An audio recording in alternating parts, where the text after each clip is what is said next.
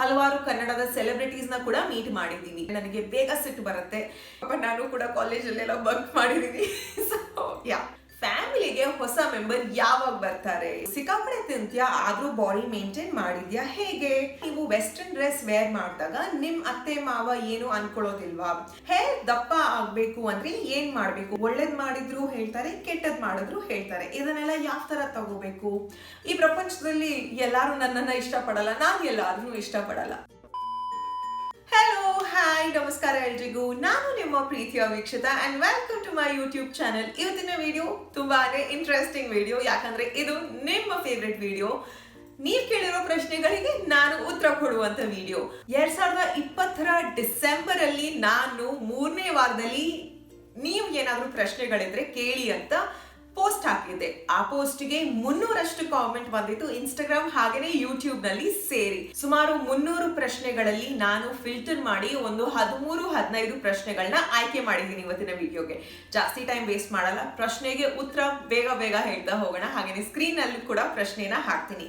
ಮೊದಲನೆಯ ಪ್ರಶ್ನೆಗೆ ಉತ್ತರ ನನ್ನ ಫಸ್ಟ್ ಯೂಟ್ಯೂಬ್ ವಿಡಿಯೋದಲ್ಲಿ ಆಲ್ರೆಡಿ ಕೊಟ್ಟಿದ್ದೀನಿ. ಆದ್ರೆ ತುಂಬಾ ಹೊಸಬ್ರು ನಮ್ಮ ಯೂಟ್ಯೂಬ್ ಫ್ಯಾಮಿಲಿಗೆ ಜಾಯ್ನ್ ಆಗಿರೋದ್ರಿಂದ ಈ ಒಂದು ಕುತೂಹಲದ ಪ್ರಶ್ನೆಗೆ ಉತ್ತರ ನೀಡ್ತಾ ಇದ್ದೀನಿ. ಪ್ರಶ್ನೆ ಇದು: ನೀವು ಏನ್ ಕೆಲಸ ಮಾಡ್ತಾ ಇದ್ದೀರಾ? ನಿಮ್ಮ ಕ್ವಾಲಿಫಿಕೇಶನ್ ಏನು ಅಕ್ಕ? ಹರೀಶ್ ಹಾಗೆಯೇ ಶಶಿಕಲಾ ಅವರು ಕೇಳಿರುವಂತ ಕ್ವೆಶ್ಚನ್. ನನ್ನ ಕ್ವಾಲಿಫಿಕೇಶನ್ ಬಂದ್ಬಿಟ್ಟು bachelors in media and communication ಹಾಗೆಯೇ post graduation in media and communication. ಅಂದ್ರೆ ನಾನು ಜರ್ನಲಿಸಮ್ ಅಂಡ್ ಕಮ್ಯುನಿಕೇಶನ್ ಅನ್ನೋ ಫೀಲ್ಡ್ ಅಲ್ಲಿ ಕಲ್ತಿರೋದು. ಇನ್ನ ನಾನು ಬ್ಯಾಚುಲರ್ಸ್ ಮಾಡ್ಬೇಕಾದ್ರೇನೆ ಟಿವಿ ಹೋಸ್ಟಿಂಗ್ ನ ಸ್ಟಾರ್ಟ್ ಮಾಡಿದ್ದೆ. ಅದ್ರ ಜೊತೆಗೇನೆ ಇವೆಂಟ್ ಕಂಪನಿಯಿಂದ ಆಪರ್ಚುನಿಟಿ ಬರ್ತಾ ಇತ್ತು. ಸೊ ಇವೆಂಟ್ ಮ್ಯಾನೇಜ್ಮೆಂಟ್ ಅವ್ರ ಜೊತೆಗೆ ಸೇರಿ ಸಾಕಷ್ಟು ಇವೆಂಟ್ಸ್ ನ ಮಾಡಿದ್ದೀನಿ. ಸುಮಾರಷ್ಟು 400-500 ಟಿವಿ ಶೋಸ್ ನ ಮಾಡಿರ್ತೀನಿ ಕಂಪನಿನಲ್ಲಿ. ಹಾಗೆಯೇ ತುಂಬಾನೇ ಔಟ್ಡೋರ್ ಇವೆಂಟ್ಸ್ ಕೂಡ ಮಾಡಿದ್ದೀನಿ. ಹಲವಾರು ಕನ್ನಡದ ಸೆಲೆಬ್ರಿಟೀಸ್ ನ ಕೂಡ ಮೀಟ್ ಮಾಡಿದ್ದೀನಿ. ಅದಾದ್ಮೇಲೆ ಎಜುಕೇಶನ್ ಆಯ್ತು, ನಾನು ಬ್ಯಾಂಗ್ಳೂರಿಗೆ ಹೋದೆ. ಬೆಂಗಳೂರಲ್ಲಿ ನಾನು 2 ವರ್ಷ PR ಕಂಪನಿಯಲ್ಲಿ ಕೆಲಸ ಮಾಡಿದೆ. ಇನ್ನು ಪಬ್ಲಿಕ್ ರಿಲೇಷನ್ಸ್ ಅನ್ನೋದು ನಾನು ಕಲ್ತಿರುವಂತ ಫೀಲ್ಡ್ ಅಲ್ಲೇ ಬರುತ್ತೆ. ಸೊ ಆ ಕಂಪನಿ ಇಂಡಿಯಾದ ಟಾಪ್ ಕಂಪನಿ ಆಗಿತ್ತು ಅಂಡ್ ತುಂಬಾನೇ ಚೆನ್ನಾಗಿರೋ ಸ್ಯಾಲ್ರಿ ಕೂಡ ಇತ್ತು. ಸೊ ಮದುವೆ ಆದ್ಮೇಲೆ ಮೈಸೂರಿಗೆ ಬರ್ಬೇಕಾಯ್ತು, ಬಿಕಾಸ್ ನನ್ನ ಹಸ್ಬೆಂಡ್ ಡಾಕ್ಟರ್ ಆಗಿರೋದ್ರಿಂದ ಅವ್ರಿಗೆ ಮೈಸೂರಿಗೆ ಶಿಫ್ಟ್ ಆಯ್ತು. ಸೊ ಹಾಗಾಗಿ ನಾನು ಮೈಸೂರಿಗೆ ಬಂದೆ ಅಂಡ್ ಮೈಸೂರಲ್ಲಿ ಬಂದ ಮೇಲೆ ಕೊರೋನಾ ಹ್ಯಾಪೆಂಡ್ ಅಂಡ್ ಆ ಟೈಮಲ್ಲಿ ಎಲ್ಲರೂ ಲಾಕ್ಡೌನ್ ಅಂತ ಮನೆಯಲ್ಲೇ ಇದ್ರು. ಸೊ ಇನ್ನೇನ್ ಮಾಡೋದು, ನನಗೆ ಏನಾದ್ರೂ ಆಕ್ಟಿವಿಟಿನಲ್ಲೇ ಇನ್ವಾಲ್ವ್ ಆಗೋದಂದ್ರೆ ಸಿಕ್ಕಾಪಡೆ ಇಷ್ಟ. ಸ್ಪೆಷಲಿ ಟಿವಿ, ಕ್ಯಾಮ್ರಾ ಅಂಡ್ ಜನರ ಜೊತೆ ಮಾತಾಡೋದಂದ್ರೆ ತುಂಬಾನೇ ಇಷ್ಟ. ಹಾಗಾಗಿ ನಾನು ಯೂಟ್ಯೂಬ್ನ ಸ್ಟಾರ್ಟ್ ಮಾಡಿದೆ. ಸೊ ಯೂಟ್ಯೂಬ್ನ ಸ್ಟಾರ್ಟ್ ಮಾಡಿದ್ಮೇಲೆ ಇದೀಗ ಯೂಟ್ಯೂಬ್ನ ಫುಲ್ ಟೈಮ್ ಆಗಿ ಮಾಡ್ತಾ ಇದ್ದೀನಿ. 2ನೇ ಪ್ರಶ್ನೆ ವಿನಯ್ ಗೌಡ ಅವ್ರದ್ದು. ನೀವು ಮದುವೆ ಮುಂಚೆ ಹಾಸನ್ಗೆ ಹೋಗಿದ್ರಾ? ನಮ್ ಹಾಸನ್ ಹೇಗನ್ಸುತ್ತೆ? ಇಲ್ಲ, ನಾನು ಮದುವೆ ಮುಂಚೆ ಯಾವತ್ತೂ ಹಾಸನ್ಗೆ ಹೋಗಿರ್ಲಿಲ್ಲ. ಮದುವೆ ಆದ್ಮೇಲೆನೆ ಮೊದಲನೇ ಸತಿ ಹಾಸನ್ ಕಡೆ ಹೋಗಿರೋದು. ಹಾಸನ್ ಅನ್ನೋದು ಮೈ ಹಸ್ಬೆಂಡ್ಸ್ ನೇಟಿವ್ ಪ್ಲೇಸ್. ಅಂದ್ರೆ ರಾಯಕೋಪ್ಲು ಅನ್ನೋ ಹಳ್ಳಿನಲ್ಲಿ ಅವ್ರ ನೇಟಿವ್ ಪ್ಲೇಸ್ ಇರೋದು. ತುಂಬಾನೇ ಇಷ್ಟ ನನಗೆ ಹಾಸನ್ ಕೂಡ. ನಾನು ಹುಟ್ಟಿ ಬೆಳೆದಿರೋದು ಉಡುಪಿ, ಅದು ಕೂಡ ಒಂದು ಸ್ಮಾಲ್ ಟೌನ್ ಅಂತಾನೆ ಹೇಳ್ಬೋದು. ಸೊ ಹಾಗಾಗಿ ನನಗೆ ಉಡುಪಿ ಎಷ್ಟು ಇಷ್ಟನೋ ಹಾಸನ್ ಕೂಡ ಅಷ್ಟೇ ಇಷ್ಟ. 3ನೇ ಪ್ರಶ್ನೆ ಐಶಾ ನಸೀರ್ ಅವ್ರದ್ದು. ನಿಮ್ ಏಜ್ ಎಷ್ಟು ಅಂತ ಕೇಳಿದ್ದಾರೆ. ನನಗೆ 26 ಇಯರ್ಸ್. ನೀವು ಓದಿರೋದು ಎಲ್ಲಿ? ನಾನು ಓದಿರೋದು ಮಣಿಪಾಲ್ ಯೂನಿವರ್ಸಿಟಿ ಅನ್ನೋ ಕಾಲೇಜ್ನಲ್ಲಿ. ಅದಿರೋದು ಮಣಿಪಾಲ್ನಲ್ಲಿ, ಕರ್ನಾಟಕದಲ್ಲಿ. ಸೊ ಅಲ್ಲಿ ನಾನು ಓದಿರೋದು. ಉಳಿದಿರುವಂತ ಪ್ರಶ್ನೆಗಳು: are you a housewife? Yes, ನಾನು ಸದ್ಯಕ್ಕೆ ಹೌಸ್ ವೈಫ್ ಕೂಡ ಹೌದು, ಯೂಟ್ಯೂಬರ್ ಕೂಡ ಹೌದು. ಬೇರೆ ಪ್ರಶ್ನೆಗಳು ನೀವು ಕೇಳಿದ್ದೀರಾ, ಅದಕ್ಕೆ ಆಲ್ರೆಡಿ ಉತ್ತರ ಕೊಟ್ಟಿದ್ದೀನಿ. ಸೊ ಹಾಗಾಗಿ 4ನೇ ಪ್ರಶ್ನೆಗೆ ಹೋಗೋಣ. ನಿತ್ಯ ಕನ್ನಡಿಗರ ಚಾನೆಲ್ ಇಂದ ಕೇಳಿದ್ದಾರೆ. ಅಕ್ಕ, ನನ್ನ ಪ್ರಶ್ನೆ: ನೀವು ಹೀರೋಯಿನ್ ತರ ಇದ್ದೀರಾ, ನೀವು ಸೀರಿಯಲ್ ಟ್ರೈ ಮಾಡಿದ್ದೀರಾ? ಮಾಡಿಲ್ಲ ಅಂದ್ರೆ ಪ್ಲೀಸ್ ನೀವು ಸೀರಿಯಲ್ ಆಡಿಷನ್ ಹೋಗಿ ಅಂತ ಅಷ್ಟೇ. Okay, so sweet, thank you so much. ಹಲವಾರು ಜನ ಹೇಳಿದ್ದೀರಾ ಇದನ್ನ.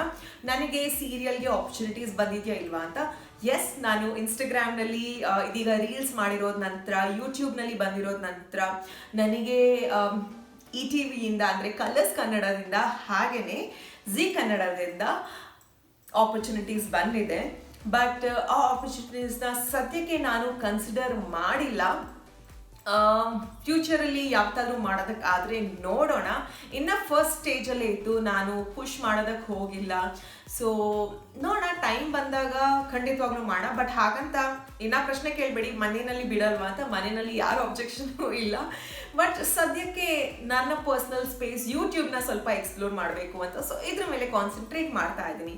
ಬ್ಯಾಲೆನ್ಸ್ ಮಾಡೋದಕ್ಕಾದ್ರೆ ಖಂಡಿತವಾಗ್ಲೂ ಟ್ರೈ ಮಾಡ್ತೀನಿ. ಇನ್ನ ಶಿವಾನಂದ ಅವ್ರು ಕೇಳಿರುವಂತ ಪ್ರಶ್ನೆ, what is your good and bad habit? ಅಂದ್ರೆ ನಿಮ್ಮ ಒಳ್ಳೆಯ ಹಾಗೆಯೇ ಕೆಟ್ಟ ಗುಣ ಏನು ಅನ್ನೋದು. ಸೊ ನನ್ನ ಒಳ್ಳೆಯ ಗುಣ ಏನು ಅಂದ್ರೆ, ನೀವು ನನಗೆ ಪ್ರೀತಿ ತೋರಿಸಿದಾಗ ನಾನು ಅತಿಯಾಗಿ ಜಾಸ್ತಿ ಪ್ರೀತಿ ಹಾಗೆಯೇ ಕೇರ್ ನಿಮಗೆ ತೋರಿಸ್ತೀನಿ. ಸೊ ಆ ಥರ ಗುಣ ನಂದು. ಸೊ ಇದು ಮನೆಯವ್ರ ಮೇಲೂ ಆಗಿರ್ಬೋದು ಅಥವಾ ಫ್ಯಾಮಿಲಿಯವ್ರ ಮೇಲೆ ಆಗಿರ್ಬೋದು, ಇದೇ ರೀತಿ ನನ್ನ ಸ್ವಭಾವ. ಬ್ಯಾಡ್ ಹ್ಯಾಬಿಟ್ ಏನು ಅಂದರೆ, ನನಗೆ ಸ್ವಲ್ಪ ಟೆಂಪರ್ ಬೇಗ ಬರುತ್ತೆ. ಅಂದರೆ ಏನಾದರೂ ಆದರೆ ನಾನು ಅನ್ಕೊಂಡಿರೋ ರೀತಿನಲ್ಲಿ ನಡೀತಾ ಇಲ್ಲ ಅಂದರೆ, ಅಥವಾ ಇನ್ನೇನಾದರೂ ಉಲ್ಟಾ ಹೊಡೆದ್ರೆ ನನಗೆ ಬೇಗ ಸಿಟ್ಟು ಬರುತ್ತೆ. ತುಂಬಾ ಸ್ಟ್ರೇಟ್ ಫಾರ್ವರ್ಡ್ ಆಗಿರ್ತೀನಿ ನಾನು. ಏನಾದರೂ ಹೇಳಬೇಕು ಅಂದರೆ ಫಟಾಕ್ ಹೇಳಿಬಿಡ್ತೀನಿ ನಾನು. ಅದೇ ಸಂದರ್ಭದಲ್ಲಿ ಕೆಲವೊಂದು ಸಂದರ್ಭದಲ್ಲಿ ಆ ಥರ ಹೇಳಬಾರ್ದು ಅಲ್ವಾ, ಅಂದರೆ ಕೆಲವರಿಗೆ ಇಷ್ಟ ಆಗಲ್ಲ ಅಥವಾ ಅದು ಕೆಲವರು ಬೇರೆ ರೀತಿಯಲ್ಲಿ ಅರ್ಥ ಮಾಡ್ಕೋತಾರೆ. ಸೊ ಸ್ಟ್ರೇಟ್ ಫಾರ್ವರ್ಡ್ ಆಗಿರೋದು ಕೆಲವೊಂದು ಸಂದರ್ಭದಲ್ಲಿ ಅಷ್ಟೊಂದು ಒಳ್ಳೇದಲ್ಲ ಅಂತ ಅನ್ಕೋತೀನಿ. ಬಟ್ ಥ್ಯಾಂಕ್ಫುಲಿ ನನ್ನ ಹಸ್ಬೆಂಡ್ ನನ್ನನ್ನು ಚೇಂಜ್ ಮಾಡ್ತಾ ಇದ್ದಾರೆ. ನನ್ನ ಟೆಂಪರ್ ಆದಷ್ಟು ಕಮ್ಮಿ ಆಗಿದೆ ಇದೀಗ. ಸೊ ಬೇಗ ಸಿಟ್ಟು ಬರಲ್ಲ.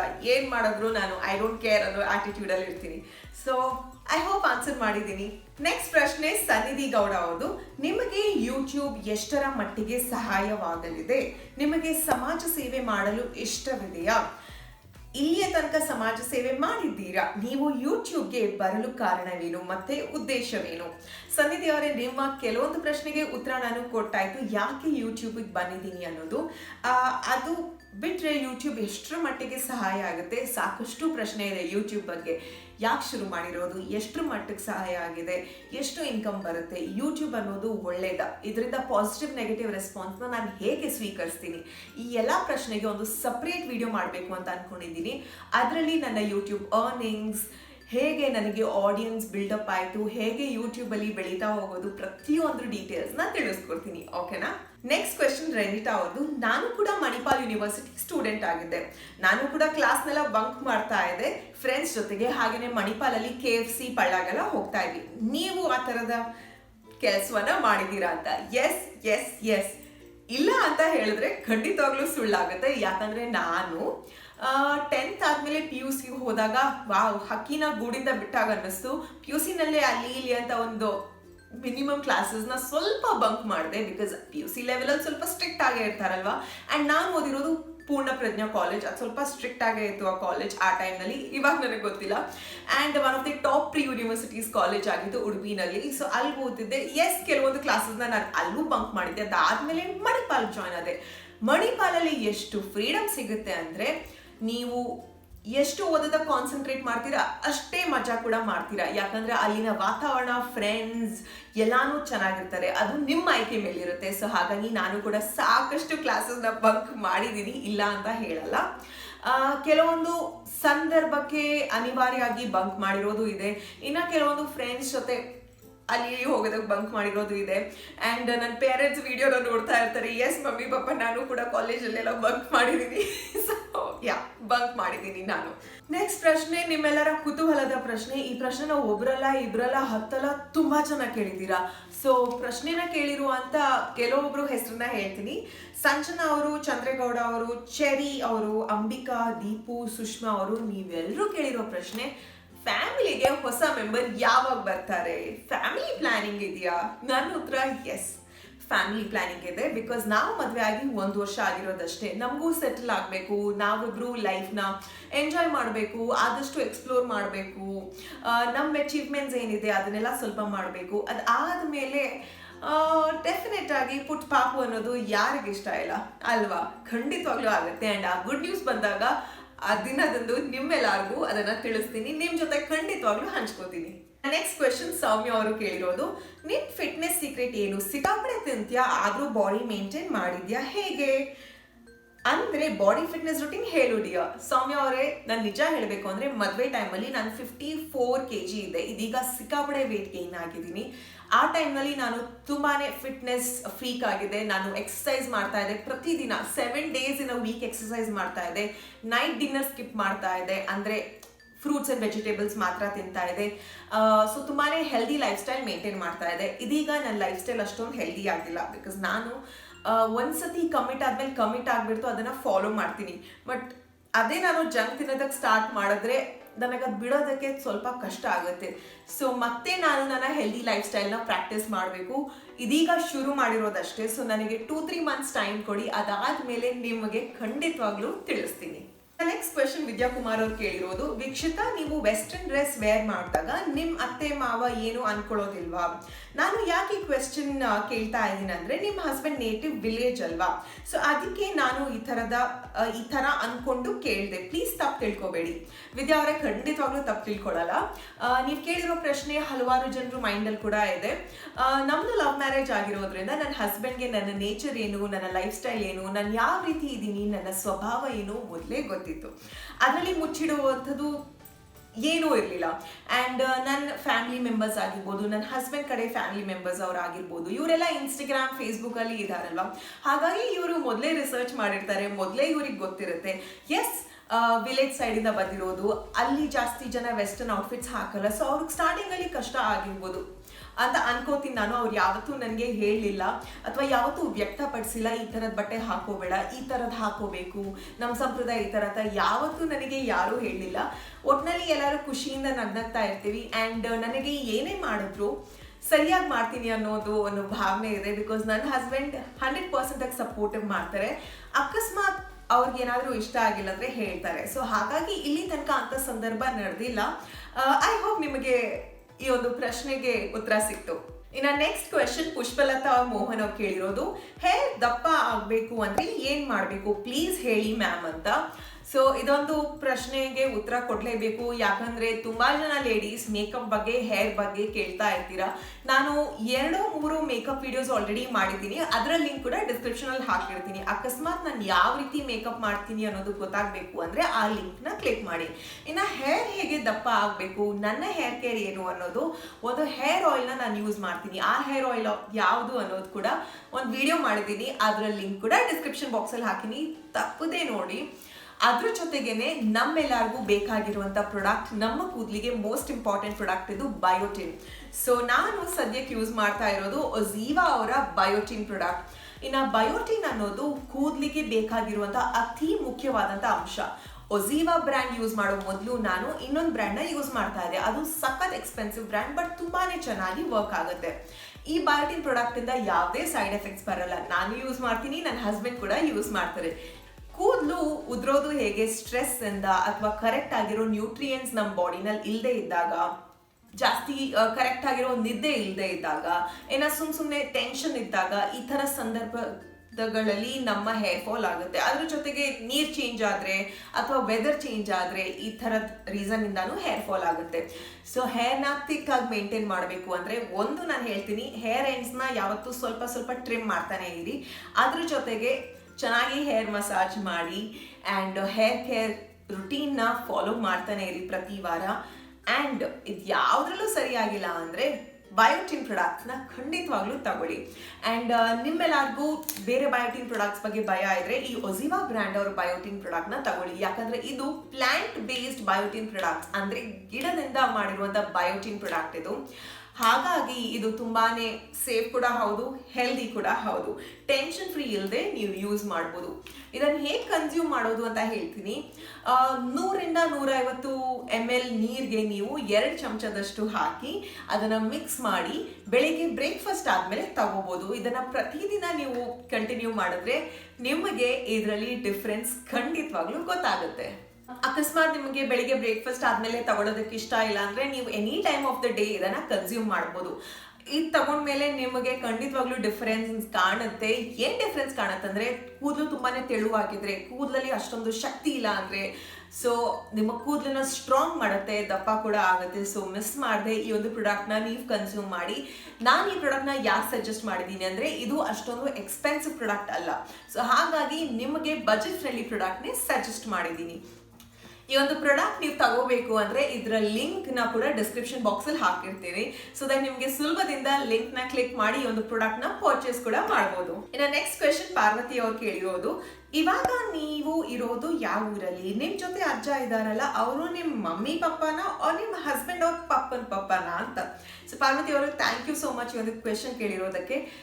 ಎಲ್ರಿಗೂ ಈ ಒಂದು ಪ್ರಶ್ನೆ ಇತ್ತು. ಇದರ ಉತ್ತರ, ನಾವಿರೋದು ಇವಾಗ ಮೈಸೂರಿನಲ್ಲಿ. ಎಸ್, ಮೈಸೂರಲ್ಲಿ ಇವಾಗ ಸೆಟ್ಲ್ ಆಗಿದ್ದೀವಿ. ಆ್ಯಂಡ್ ನಮ್ಮ ಜೊತೆ ಇರುವಂಥ ತಾತ ಬಂದ್ಬಿಟ್ಟು ನನ್ನ ಹಸ್ಬೆಂಡ್ನ ತಾತ, ಅಂದರೆ ನನ್ನ ಫಾದರ್ ಇನ್ ಲಾ ಅವ್ರ ತಂದೆಯವರು. ಸೊ ನನಗೂ ತಾತ ಆಗಬೇಕು. ಸೊ ಹಾಗಾಗಿ ಅವರು ನಮ್ಮ ಜೊತೆಗೆ ಇದ್ದಾರೆ.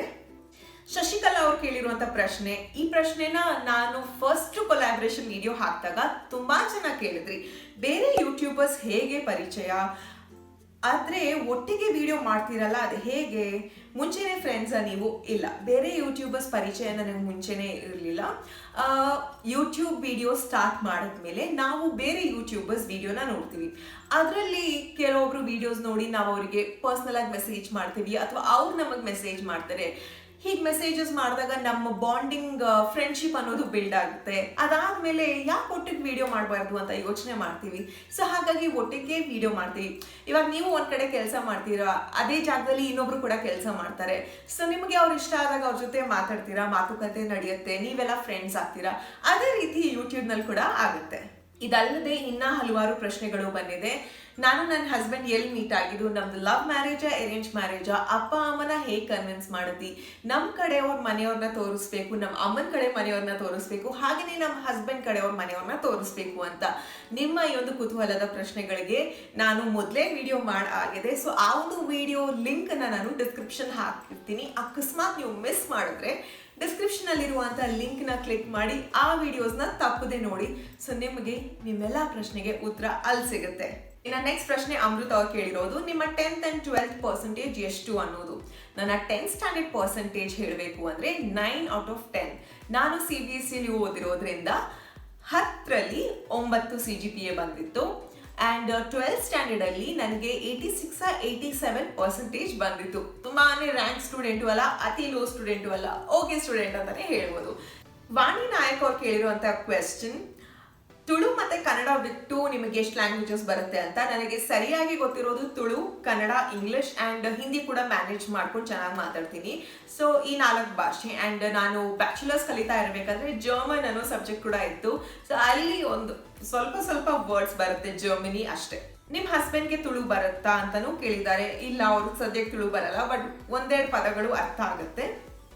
ಇನ್ನು ಕೊನೆಯ ಪ್ರಶ್ನೆ ಪೂಜಾ ಅವ್ರು ಕೇಳಿರೋದು, ದ ವೇ ಆಫ್ ಸ್ಪೀಕಿಂಗ್ ಎಲ್ಲಾರ್ದು ಒಂದೇ ತರ ಇರಲ್ಲ ಅಲ್ವಾ, ಎಲ್ರು ಅವ್ರಿಗೆ ಇಷ್ಟ ಆಗೋ ತರ ಸ್ಟೈಲಲ್ಲಿ ಮಾತಾಡ್ತಾರೆ, ಒಳ್ಳೇದ್ ಮಾಡಿದ್ರು ಹೇಳ್ತಾರೆ, ಕೆಟ್ಟದ್ ಮಾಡಿದ್ರು ಹೇಳ್ತಾರೆ, ಇದನ್ನೆಲ್ಲ ಯಾವ ತರ ತಗೋಬೇಕು? ಒಳ್ಳೆ ಪ್ರಶ್ನೆನ ಕೇಳಿದೀರಾ. ಸೊ ನಾವು ಗ್ರೋ ಆಗ್ತಾ ಇದ್ದಂಗೆ ನಾವು ವೈಸರ್ ಆಗ್ತೀವಿ, ನಮಗೆ ತಿಳುವಳಿಕೆ ಜಾಸ್ತಿ ಆಗುತ್ತೆ. ಸೊ ಹಾಗಾಗಿ ಜನರು ಏನೇ ಹೇಳಿ ನಿಮಗೆ ಅದರಲ್ಲಿ ಯಾವ ಅಂಶನ ತಗೋಬೇಕು ಅನ್ಸುತ್ತೆ ಅದನ್ನ ತಗೊಳ್ಳಿ. ಈ ಪ್ರಪಂಚದಲ್ಲಿ ಎಲ್ಲರೂ ನನ್ನನ್ನ ಇಷ್ಟಪಡಲ್ಲ, ನಾನು ಎಲ್ಲಾರನ್ನೂ ಇಷ್ಟಪಡಲ್ಲ. ಪ್ರಪಂಚ ಇರೋದೇ ಹಂಗೆ ಅಲ್ವಾ. ನಿಮಗೆ ನೀವು ಮಾಡ್ತಾ ಇರೋದು ಸರಿ ಅನ್ಸಿದ್ರೆ ಅದನ್ನ ಮಾಡಿ, ಡೋಂಟ್ ಕೇರ್ ಅಬೌಟ್ ಇಟ್. ಅಥವಾ ಏನಾದ್ರೂ ಮಾಡ್ತಾ ಇರೋದ್ರಲ್ಲಿ ಸ್ವಲ್ಪ ತಪ್ಪಾಗಿದ್ರೆ ಸ್ವಲ್ಪ ಚೇಂಜಸ್ ಮಾಡ್ಬೋದು, ಇದರಿಂದ ಒಳ್ಳೇದಾಗುತ್ತೆ ಅಂತ ಅನ್ಕೊಂಡ್ರೆ ಆ ಚೇಂಜಸ್, ಆ ಬದಲಾವಣೆನ ಮಾಡ್ಕೊಳ್ಳಿ. ನಾನು ಯೂಟ್ಯೂಬ್ ಜರ್ನಿ ಶುರು ಮಾಡ್ಕೊಂಡಾದಾಗ ಬೇರೆ ರೀತಿನಲ್ಲಿದ್ದೆ. ಇದೀಗ ವಿಡಿಯೋ ಮಾಡ್ತಾ ಮಾಡ್ತಾ ನನ್ನ ಸ್ಟೈಲ್ ಚೇಂಜ್ ಆಗಿದೆ. ನನಗೆ ಗೊತ್ತಾಗಿದೆ ಜನರಿಗೆ ಯಾವ ರೀತಿ ಇಷ್ಟ ಆಗುತ್ತೆ, ಯಾವ ರೀತಿ ಇರಬೇಕು ಅನ್ನೋದು. ಆ್ಯಂಡ್ ಆ ರೀತಿ ಇರೋದು ನನಗೆ ಸಮಾಧಾನ ಇದೆಯಾ? ಸಮಾಧಾನ ಇದ್ರೆ ಖಂಡಿತವಾಗ್ಲೂ ಆ ರೀತಿನಲ್ಲಿ ಇರ್ತೀನಿ. ಸೊ ನೀವು ನನ್ನ ಯೂಟ್ಯೂಬ್ ಜರ್ನಿನ ಸ್ಟಾರ್ಟಿಂಗ್ ಇಂದ ನೋಡ್ತಾ ಬಂದ್ರೆ ನಿಮಗೆ ಆ ವ್ಯತ್ಯಾಸ ನಿಮಗೆ ಗೊತ್ತಾಗುತ್ತೆ. ಸೊ ನಮಗೇನು ಒಳ್ಳೇದು, ನಮಗೇನಾದ್ರೂ ಬದಲಾವಣೆ ಅನ್ನೋದು ಖುಷಿ ಕೊಡುತ್ತೋ, ನಾವು ಮಾಡಿರುವಂಥ ಕೆಲಸಗಳಲ್ಲಿ ಪಾಸಿಟಿವ್ನೆಸ್ ಇರುತ್ತೋ ಮಾಡಿ ಅದನ್ನ. ಸೊ ಅಷ್ಟೇ ಹೇಳೋದಕ್ಕೆ ಇಷ್ಟಪಡ್ತೀನಿ. ಆ್ಯಂಡ್ ನೆಗೆಟಿವಿಟಿನ ಆದಷ್ಟು ದೂರ ಮಾಡಿ. ನಿಮ್ಗೆ ಏನು ತಗೋಬೇಕು ಅನ್ಸುತ್ತೆ ಅದನ್ನ ಮಾತ್ರ ತಗೊಳ್ಳಿ, ಉಳಿದಿರೋದನ್ನ ಬಿಟ್ಟು ಹಾಕಿ. Just don't care. ಬಟ್ ಮನ್ಸಲ್ಲಿ ಇದ್ದಿದ್ದನ್ನ ಆಚೆ ತರಬೇಕು ಅಂದ್ರೆ ನಿಮಗೆ ಯಾರು ತುಂಬಾನೇ ಕ್ಲೋಸ್ ಆಗಿರ್ತಾರೆ, ಅಪ್ಪ ಅಮ್ಮ, cousins, friends, boy friend, girl friend, husband, wife, ಅವ್ರ ಹತ್ರ ಹಂಚ್ಕೊಳ್ಳಿ. So that's about it. ಎಷ್ಟೊಂದು ಪ್ರಶ್ನೆಗಳಿಗೆ ಉತ್ತರ ಕೊಟ್ನಲ್ಲ ಇವತ್ತು. ಸೊ ಈ ಥರದ Q&A ವಿಡಿಯೋ ಮಾಡಿ ನನಗೆ ತುಂಬಾನೇ ಖುಷಿ ಆಯಿತು. ತುಂಬಾನೇ ಡಿಫ್ರೆಂಟ್ ಎಕ್ಸ್ಪೀರಿಯನ್ಸ್. ಮನಸ್ಸಲ್ಲಿರುವಂತಹ ಮಾತುಗಳು ನಿಮ್ಮ ಕುತೂಹಲದ ಪ್ರಶ್ನೆಗೆ ಉತ್ತರವನ್ನ ನೀಡಿದೆ. ಇದೇ ರೀತಿ ನಿಮಗೆ ಮತ್ತಷ್ಟು ಪ್ರಶ್ನೆಗಳು ಇದ್ರೆ ಅಥವಾ ಯಾವ್ದಾದ್ರು ಸಂದರ್ಭ ಸನ್ನಿವೇಶಗಳ ಬಗ್ಗೆ ನನ್ನ ಕಡೆಯಿಂದ ಉತ್ತರ ಸಲಹೆಗಳು ಬೇಕು ಅಂದ್ರೆ ಕಾಮೆಂಟ್ ಸೆಕ್ಷನ್ ಅಲ್ಲಿ ಹಾಕಿ. ಅಥವಾ Q&A ವಿಡಿಯೋ ಪ್ರತಿ ವಾರ ಮಾಡಬೇಕು ಅಂದ್ರೆ ಅಥವಾ ತಿಂಗಳಲ್ಲಿ ಒಂದ್ಸತಿ ಆದ್ರೂ ಮಾಡಬೇಕು ಅಂದ್ರೆ ಅದನ್ನ ಕೂಡ ತಿಳಿಸಿ. ನಾನು ಖುಷಿಯಿಂದ Q&A ವಿಡಿಯೋ ಮಾಡೋದಕ್ಕೆ ರೆಡಿ ಆಗಿದ್ದೀನಿ. ಬಿಕಾಸ್ ಇದು ಮನಸ್ಸಿನ ಮಾತು, ನಿಮ್ ಜೊತೆ ಹಂಚ್ಕೋತಾ ಇದ್ದೀನಿ. ಆ್ಯಂಡ್ ಇದು ರಿಯಲ್ ವೀಕ್ಷಿತನ ಮಾತುಗಳಾಗಿರುತ್ತೆ. ಸೊ ಹಾಗಾಗಿ ಇದು ತುಂಬಾನೇ ಮಜಾ ಕೊಡ್ತು ನನಗೆ. ಈ ಒಂದು ವಿಡಿಯೋ ನನಗೆ ತುಂಬಾನೇ ಖುಷಿ ಆಯ್ತು. ಮತ್ತೆ ಈ ವಿಡಿಯೋನ ನಾನೇ ನೋಡ್ತಾ ಇರ್ತೀನಿ. ಸೊ ಹೇಳಿ, ಇನ್ನಷ್ಟು ಪ್ರಶ್ನೆಗಳಿದ್ರೆ ಖಂಡಿತವಾಗ್ಲೂ ಕೇಳಿ, ಅದಕ್ಕೆ ಉತ್ತರವನ್ನ ನಾನು ವಿಡಿಯೋಸ್ ಮಾಡಿ ತಿಳಿಸ್ತಾ ಇರ್ತೀನಿ ಅಂತ ಹೇಳ್ತಾ ಮತ್ತೆ ಮುಂದಿನ ವಿಡಿಯೋದಲ್ಲಿ ಸಿಗೋಣ. ಅಂಟಿಲ್ ದೆನ್ ಖುಷಿಯಿಂದ ಇರಿ, ಪ್ರೀತಿಯಿಂದ ಇರಿ, ನಗ್ತಾ ಇರಿ, ಸ್ಟೇ ಪಾಸಿಟಿವ್. ಈ ವಿಡಿಯೋ ಇಷ್ಟವಾದಲ್ಲಿ hit like, subscribe and bell icon click ಮಾಡಿ. ಯಾಕಂದ್ರೆ ನಾನು ವಿಡಿಯೋಸ್ ಮಾಡಿದಾಗ ಫಸ್ಟ್ ನಿಮಗೆ ಬರ್ಬೇಕಲ್ವಾ, ಅದಕ್ಕೆ. Lots of love. ಬಾಯ್.